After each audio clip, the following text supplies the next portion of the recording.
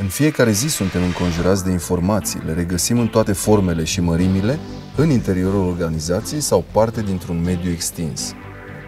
Acestea aduc împreună oamenii, procesele și tehnologia pentru ca răspunsurile la întrebările de zi cu zi să se concretizeze în decizii corecte care să ducă la dezvoltarea companiei. Dar cum putem găsi, accesa și transforma informația în acțiuni concrete? Cum putem fi siguri că informația pe care ne bazăm în conducerea firmei este relevantă, utilă, corectă și de încredere? CDMS Enterprise este o soluție flexibilă ce poate integra operațiile și procesele deja existente în organizație, fiind în același timp adaptabilă pentru cerințe viitoare.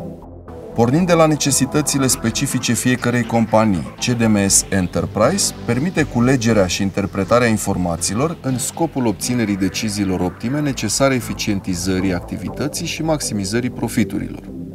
CDMS Enterprise este un sistem informatic integrat de management al resurselor companiei destinat organizațiilor din toate sectoarele de activitate.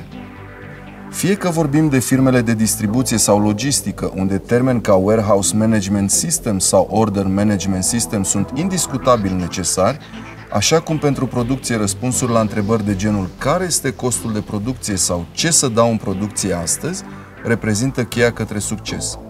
CDMS Enterprise răspunde acestor nevoi prin module specifice fiecărui tip de activitate, astfel încât atenția dumneavoastră să fie concentrată la conducerea afacerii. Prin suita de soluții pe care le oferim, dorim să punem la dispoziția clienților noștri cele mai performante instrumente de gestiune a afacerii acestora. Echipa de consultanță ai Centrului de Soft este la dispoziția dumneavoastră pentru a construi împreună proiecte bazate pe soluții inovative și fiabile cu ajutorul unei metodologii profesioniste. Aceasta este noua era a tehnologiei și informației. Acesta este CDMS Enterprise.